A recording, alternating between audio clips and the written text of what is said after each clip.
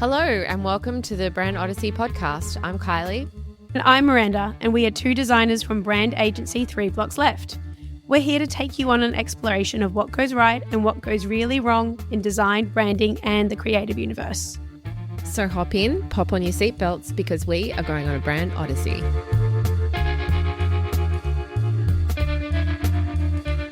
Hi, Miranda. Hi, Kylie. Today I am doing the break and I have the story of a rebrand that broke New York's heart. But first, over to you for the make. I also have a rebrand story that didn't happen in an instant. So I'll give you some more clues. So as an organization, I think we have a love-hate relationship with this particular company.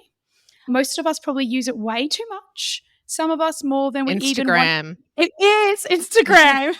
You cut me short. I sort of thought, that's all you need to say, that we use it way too much. Yeah, totally. We're all in the same boat. We don't want to, but we can't stop. Can't stop, won't stop. Anyway. I've actually just given up. I'm like, you know what? I'm addicted. Are you in that phase? Fine. Yeah. I feel like, it's just part of life. Most people I know would be looking at Instagram at least once a day, but there are people who've stayed away and good for them. Good for them. Not us. Anyway. What I'm talking about today is the Instagram rebrand. So as far as a rebrand and a brand goes, a lot rests on the shoulders of their logo. So the little button we are compelled to press on our iPhones every day. So I'll be talking a lot about the logo in particular and its evolution. So first up, let's rewind back in time to 2009. So do you know who made Instagram, Kylie? I have heard the story, but I can't remember it, so go for it. Yes, it's Kevin Systrom and another guy, but we're just going to focus on Systrom, so I'm just cutting the other guy just for the sake of keeping this episode to 35 minutes. Yeah, fair. Also, I feel like Kevin Systrom maybe was more the creative mind, and he who doesn't have a name, because I haven't ingrained it into my mind, maybe was the business sav. Then I think it's funny, though, that Mark Zuckerberg is a household name, but Kevin is like under the radar, kind of. Does he still own it? Oh, no, obviously not. Sorry. Yes. Yep. No, that's okay. I didn't have that lodged in my mind either, that it was sold to Facebook. But I think it's funny because it really is, maybe that's why, because it was 2016 around then that they sold. But, Instagram's probably as big, if not bigger than Facebook, and probably the biggest social media app that we use. So he hasn't really made it into like common language or household name status. But anyway, I will move into what is definitely a very on-brand tech startup story. So Systrom was a 27-year-old Stanford University grad. Shocking. And he was hopping about a few different tech companies in Silicon Valley, also shocking, but he had no formal training in computer science and was teaching himself how to code in his spare time. And he created a prototype for a web app called Bourbon, and that was inspired by his love of bourbon and whiskey. Anyway, so Bourbon let people log in and post their bourbon-related photos, plans and locations. So this is his app number one. Yes. That's so niche. So niche. And obviously we've evolved far from that point, but this is kind of being lauded as the original prototype, even though it is so far away from where we are today with Instagram. Anyway, fast forward, let's just say a few more Stanford grads join and they decide to focus slowly on the photo sharing aspect. And they renamed the app from Bourbon to Instagram by combining the words instant and telegram, which I think is really rebrand success story number one, that they did that. Love that. I'm not sure that Bourbon would have ever taken off. No. Well, I mean, not even just what it was, but just an app with the name Bourbon. Yeah.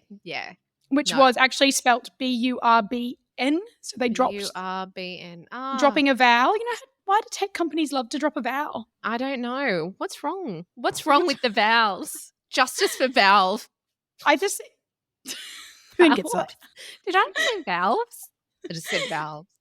Justice is valves and justice for vowels. It's not an engineering podcast.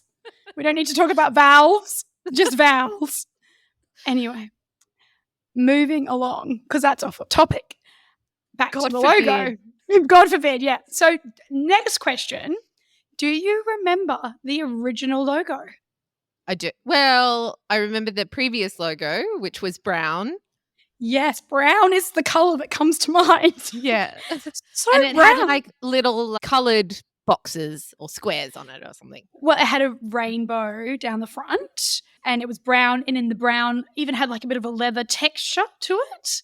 It was a Polaroid camera, a stylized Polaroid camera, and basically to me I was like, it kind of looked like a blown up emoji. And so that was the 2012 logo that we would have started our Instagram journey on. The original Instagram logo was actually designed in 2010 by the man himself, Kevin Systrom, to look exactly like a Polaroid one-step SX camera. So that's where they got the rainbow down the front of the camera, was from this Polaroid camera. So it was basically taking a different brand's very iconic product and then replacing their brand name with a new brand name and then just calling it a logo. Oh, controversial. It's just very bold. It is bold. Not and now that you out. say that, you know where I said like those little coloured squares, they were very recognizable to me as like, I guess I didn't place it as a Polaroid camera, but it felt familiar to me. Yes. And nostalgic. It's very nostalgic. It's very retro, which is the things that I think connected, you know, as much as I probably will bag the retro brown camera logo, there were nostalgic elements that people loved and connected with. But luckily, anyway, Apple saw that this was a copyright issue once the app launched, and they gave the Instagram team a very tight deadline. I think it was 2 weeks to redesign a new version that wasn't so close to the Polaroid camera. And that was what came to be our little brown camera rainbow emoji, which also, if you remember, had the Instagram running writing on it. Do you remember the Instagram sort of script font? Yes, I do. Yep. Yeah. So I kind of find it funny because the whole original logo, it just kind of seems like a bit of a brain fart from Kevin. Like he was... Again, so brutal. Well, I mean, it's not hugely conceptual. There was no team and process. It's kind of like his original name, Bourbon. He was like, I like whiskey. Let's call it Bourbon. And now it's a photo sharing app. And he's like, let's make it a Polaroid camera. But obviously also he knows what he's doing because he's a billionaire. I'm just jealous. Yeah, it's like we would have done it better. We can't do it better. I guess we could do that better. I'm going to say we could do that particular bit better. Yeah. We could do that, but we might just not be learning how to code and prototype in our spare time. Yeah. That's the bit that's not making us billions of dollars. Yeah, that's the missing link. That is the missing link. Okay. What are we doing podcasting? That's our link. We're hoping anyway. Anyway, I stalked Kevin's Instagram because amazing. This is the world you created, Kevin. You made us this way. And I wanted to find out more. I did that after I found out about the Polaroid camera because I was like, is he into whiskey? How much whiskey content is there? Anyway, he has 7.8 million followers. So okay, right. He also has a very cute and wholesome golden retriever. So in other words, gold star Instagram content. Yeah. We just want dog content. We just want dog content. It's got cycling content. Look, it's a very highly curated Instagram grid, which is what you would expect. Yeah, I have to go and look it up now. Will do. It's not that interesting. but you know, what it told me was the rest of the world does follow and love Kevin. And I was just your under typical a rock. Billionaire Instagram feed. Yeah, wholesome but rich. Mm-hmm. And celebrities. Anyway, off topic, back to the logo. So I think, and you might agree, the original brown logo, as far as the concept goes, works. Like it made sense and it aligned with the function of photos and filters. But as far as being a good logo and having any sort of brand, no, it wasn't good at all. So that takes us to Make Moment, which I believe is the 2016 rebrand of Instagram. The one that said goodbye to the brown camera and designed it into a way more industry appropriate abstract version of the logo. Controversial, because I do remember when it launched, there was a little bit of furor. Yes, as per usual, the people didn't like it. People don't like change. But I don't think anyone's holding on to the old brown logo anymore. No, I think we've adapted. We adapted. And I think, can you imagine that being the icon you press in 2024? No, I cannot. No, it had to change. So as a little refresher, the current logo, for anyone who doesn't know, is a rounded gradient square, aka a squircle. And it has a little, I know, isn't it great? I actually put squircle in caps in my notes because squircle. Is that an Instagram specific thing? I don't think so. I think it's just the name for any sort of square that has rounded corners to make it half a square and half a circle. Squircle. I did not know that. This should not be the biggest groundbreaking moment for you. I'm like, stop the story. Like, squircle alert. We're done. To me, the squircle is the make. Okay, anyway, sorry. Yeah, that's okay. I liked it as well, hence the caps. But it's got a little circle for the shutter and a dot for the viewfinder, so we can all see it's a camera.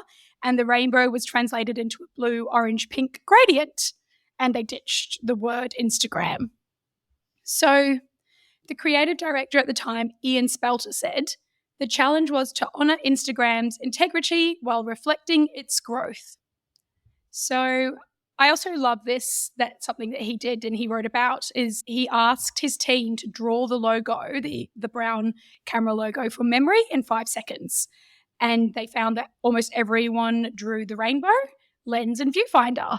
So they were the key elements they took into the new brand. So I think that's that's so clever. Yeah, I think that's like a really good way of diluting something complicated into its core elements and also taking it to the people as well. Like it's not. Yes. So and then also how you can evolve the logo into one of those simple, memorable, iconic brand marks. Yeah, we're so stealing that. Well, I mean, do it all the time.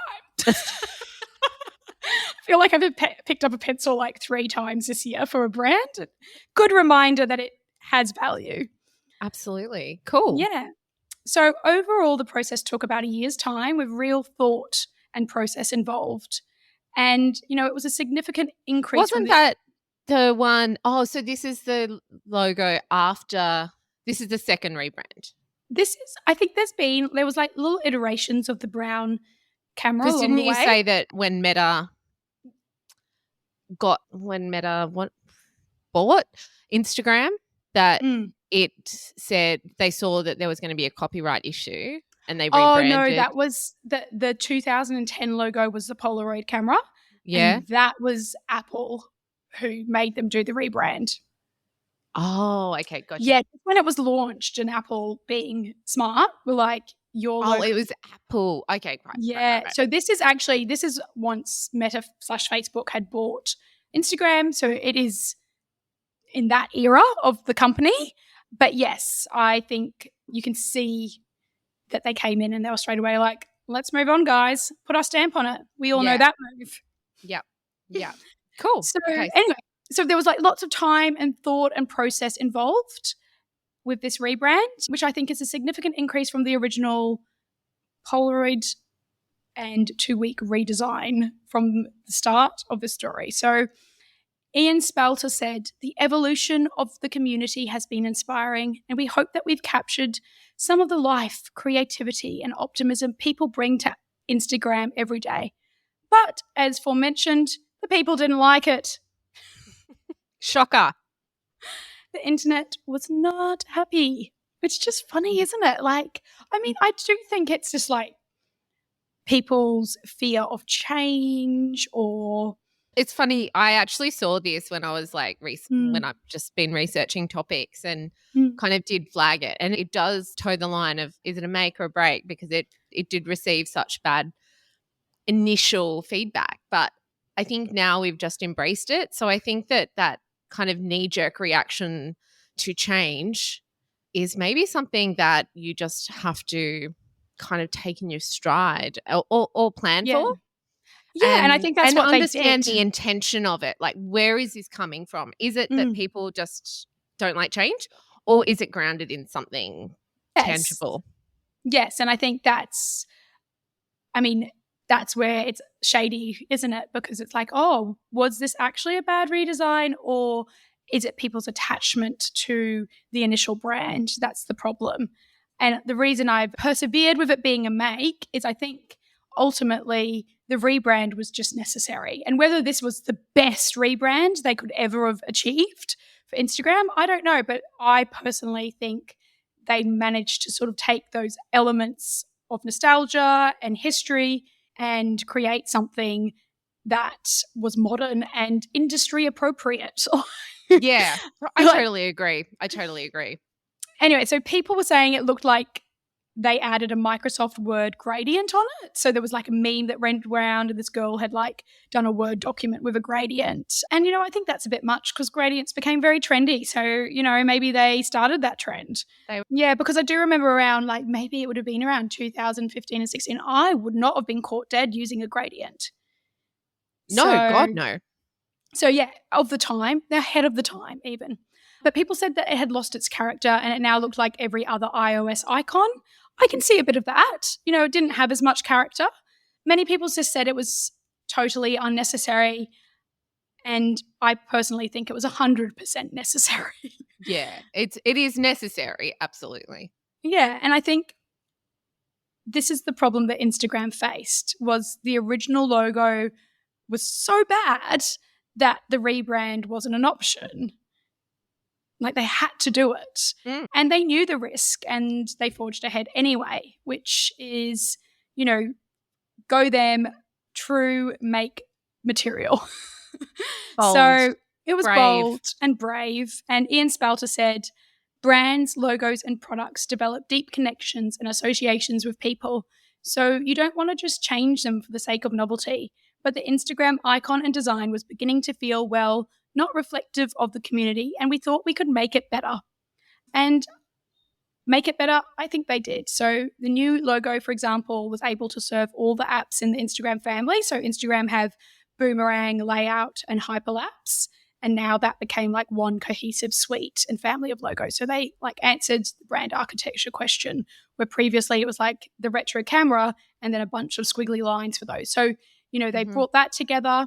I also think they achieved longevity in the new logo. So the 2022 rebrand, for example, they didn't change any of the rebrand elements. They just tweaked the gradient and expanded the brand assets to have a graphic language. Because I don't really know if Instagram had much of graphic language and toolkit outside the logo and like what you see on the user interface.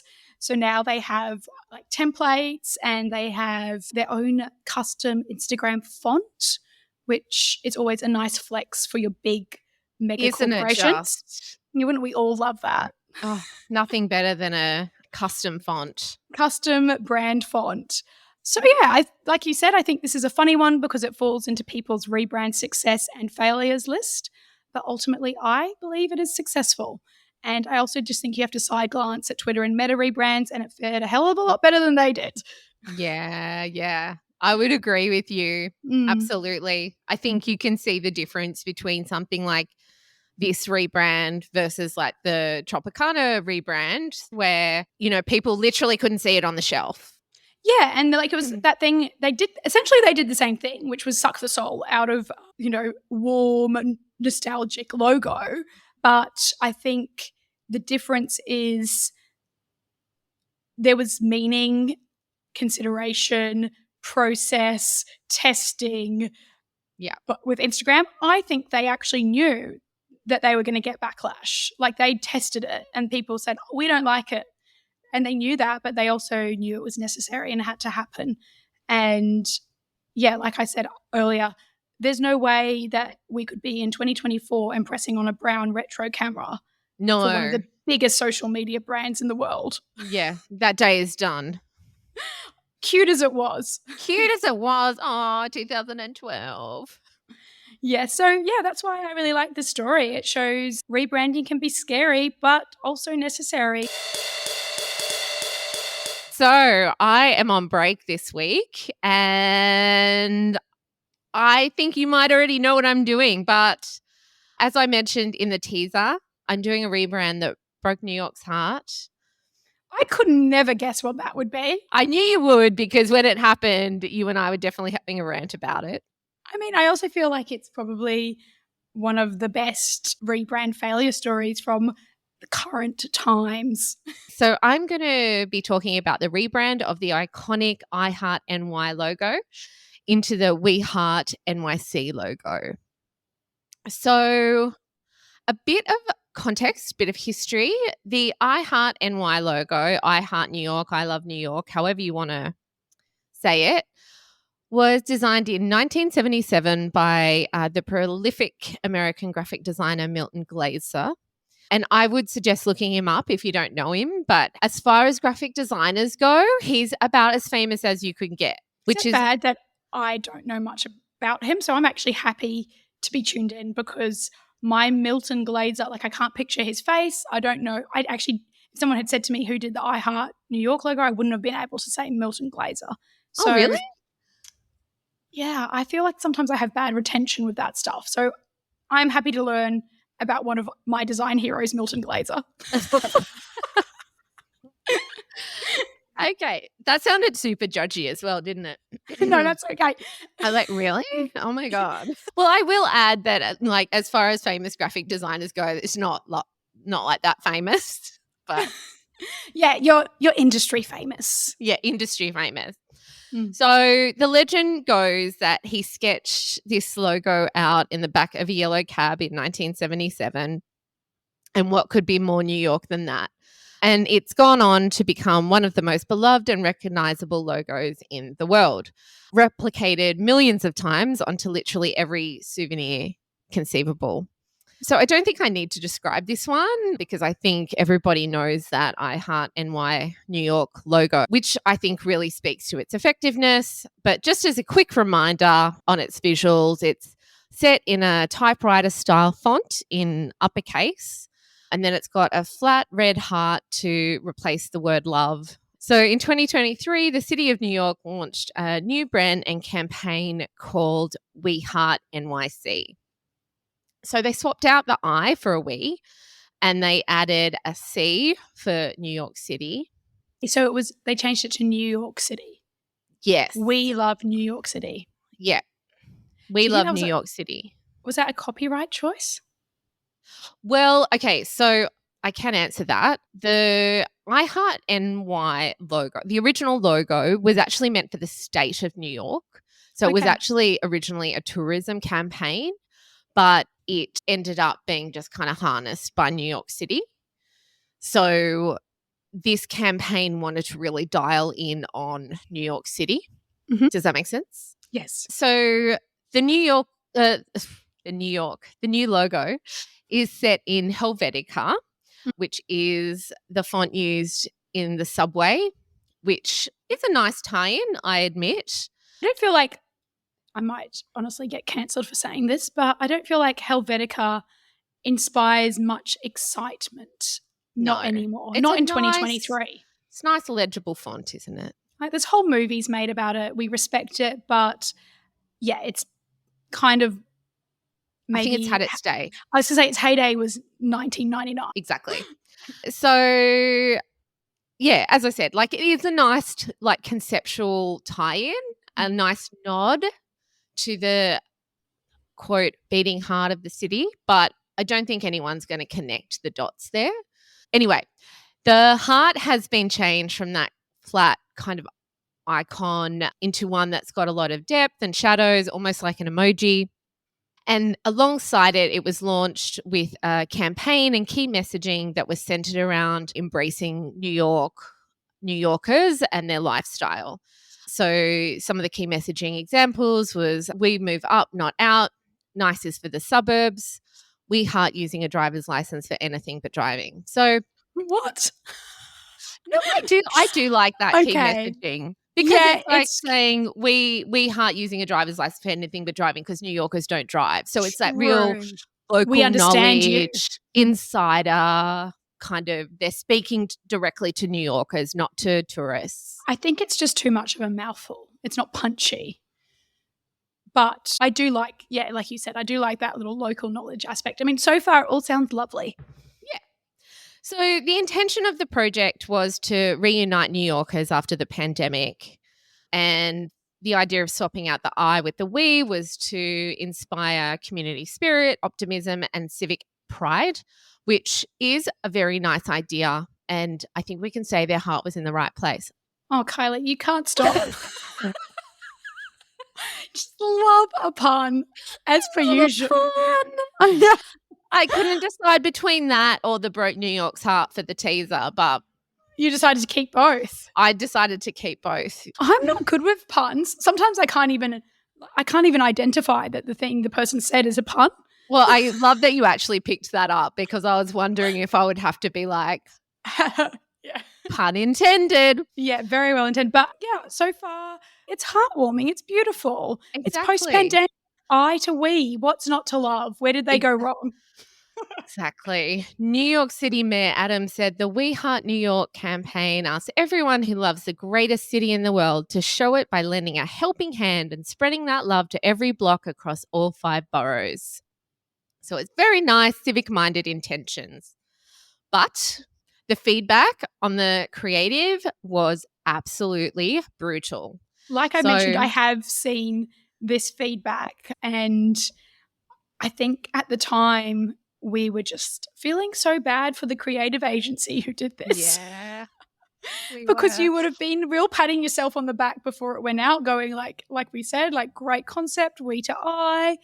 Yeah. I don't think they could have predicted this. Social impact, amazing. Mm. So I'm just going to read out a few of the tweets that circulated. Quote, the original looks like the voice of a city. The new one looks like the voice of an investment bank. Oh. Quote, I can't imagine any person with a background in graphic design made that thing without a committee of bland politicians sanding away at its edges until they felt safe enough to unveil that to the public. And you know, it's like I have to say that as feedback is like quite highbrow compared to some of the Instagram Reddit threads I found.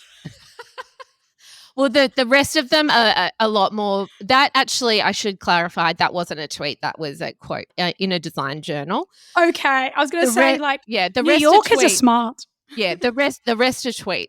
Okay. Quote, feels like emoji-like and lacks anything that feels timeless or iconic. Quote, if there's going to be a riot in New York City, it'll be over this. Oh, so brutal. Quote, truly, what the fuck is this shit? Quote, I mean, get to the point. Quote, big can I copy your homework vibe.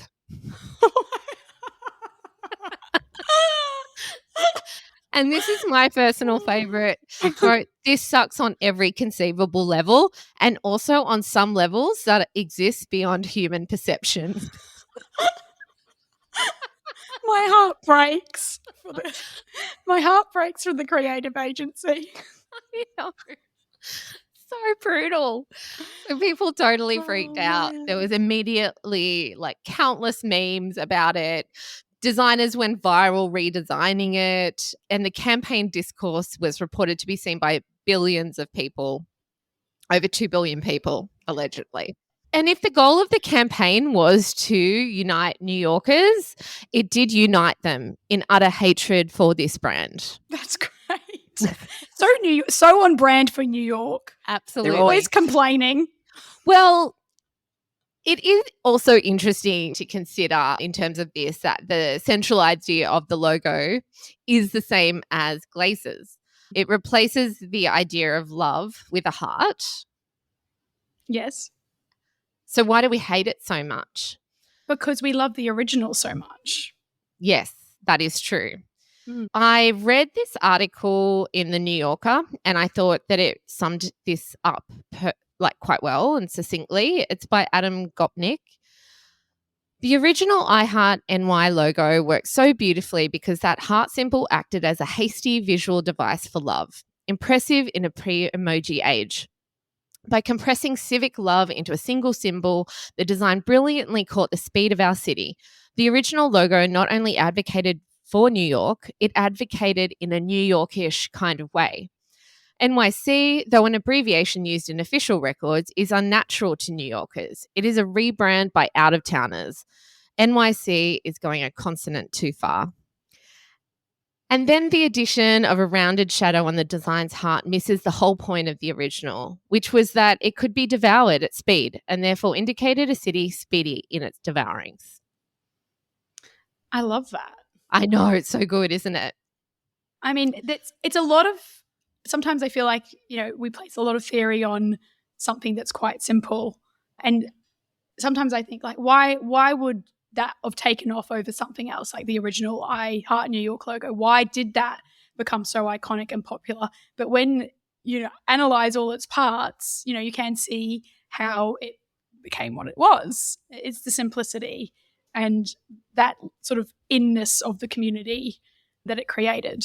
It's so cool. So what the campaign did next is interesting, and it it tempted me to do this as a make, but personally I still freaking hate the logo, so I'm going to keep it as a break. Yeah, I'm down for that. But what they did was they engaged with this discourse. So they changed a lot of the out-of-home advertising and the campaign creative to say, we still heart critics even if they hate our logos. And I think, this is very cheeky and clever and quite bold to embrace the feedback in real time and to use it to your advantage to harness all of that press and own the narrative, I guess. So I think that's quite smart. It's so important what happens in a campaign fallout after the fallout or a rebrand fallout. It's so important how the company acts. Yes, totally. Now, according to the agency who created this, they view it as a success. It's on their website. They use it as a case study. They're not ashamed of it, and they absolutely stand by it and back it. Can I ask, would you personally have the balls to do that? I mean, the way that they framed it, like, honestly, it did almost tip me over to be like, maybe this is a make, because as I said, the campaign got billions of people talking. It allegedly, according to their website, did see an increase in volunteering and civic action. So if success is engagement, then this could be a win, depending on how you look at it. Even if it is angry, complaining New Yorkers. Exactly. Maybe it goes so layers deep that they had insights to be like, what we need to connect the people is fury. Fury. Secretly, this was their master plan. I really don't think it was. What also is interesting to consider is what this piece of graphic design did. Like, it literally melted down New York City and got all these busy New Yorkers to pay attention and engage with it.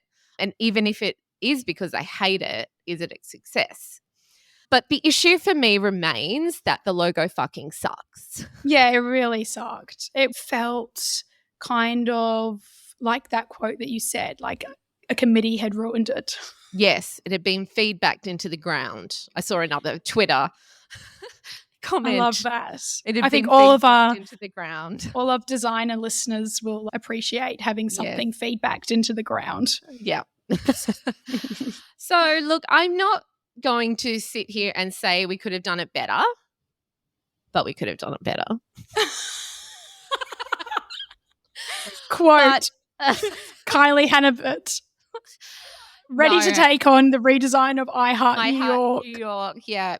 So, I mean, I think what I'm trying to say, you can imagine the design by committee process a project like this had. And, I'm just prefacing my hot take that I understand that there would have been a lot of voices in this room. Mm-hmm. But for me, the most important thing to note is that crucially, this campaign was not actually ever intended to replace the I Heart NY logo, but to complement it. But this was not communicated during its launch or through its creative. And I think this is the biggest mistake that they made. Huge. Big mistake. Huge. So my thoughts would be, if it wasn't meant to replace the original iHeart logo, then I just would have stayed well away from it. You know, Yes. I would have made it a co-brand, but I just would have styled it completely different. I would have written "We love New York" or embraced it, like, you know, used that logo and like crossed out the I and put "we" as a like, oh, this is just a temporary campaign. I don't know what the solution is, but I think it was just they needed to communicate this intention more clearly. I think you're so right. Like, it was the fact that they changed it, but not far enough. Yeah, I wouldn't have assumed it was a campaign. No, exactly. So I think they really messed up there. I think redesigning such an iconic piece of, well, A, design history, but B, and probably more importantly, it's such an iconic piece of the city's DNA. Like, it just invites unnecessary comparisons and takedowns. I also think that, like, you know, as I spoke about in the Instagram case study, sometimes a logo is wrong and it does need a rebrand, but there are a few iconic logos out there in the world that just should never be touched. And if you've got one, it's gold. Like, leave it alone. Absolutely. So in conclusion, it looks flat and corporate. It lacks any nostalgia. I think it's a really good reminder of how much nostalgia has a role to play in design and brand and marketing, and how brands define our experiences, and we shouldn't underestimate that. The key messaging they came up with was so spot on for me. So, you know, that local knowledge, it's about identity and people really owning that they're New Yorkers, and all the tropes that go along with being a New Yorker that they pressed into and harnessed. And then they just absolutely brutalized this iconic piece of design that New Yorkers love, or everybody around the world loves. So, yeah, the creative just sucked. It's a big old mess. In conclusion, don't redesign the I Heart New York logo. No, just leave it alone. Leave the sacred I Heart New York logo on everyone's t-shirt alone. Yeah. Anyway, that is the end of that story. That is the case of the I Heart New York logo, or the We Heart New York City logo, I should say. And that's it for another episode. Thanks, Kylie. I loved delving into another week of wins and losses. Love it. All right. See you soon. Bye. And so ends another expedition into the lands of brands and design. We hope you loved it as much as we love creating it. If you did, we would love you to follow us so you never miss an episode, and to help other people find us. If you're interested in learning more about creating brands, we have a free brand strategy workbook you can download from our website, 3blocksleft.com.au. Until next time, stay on the Odyssey, brave creatives. Bye.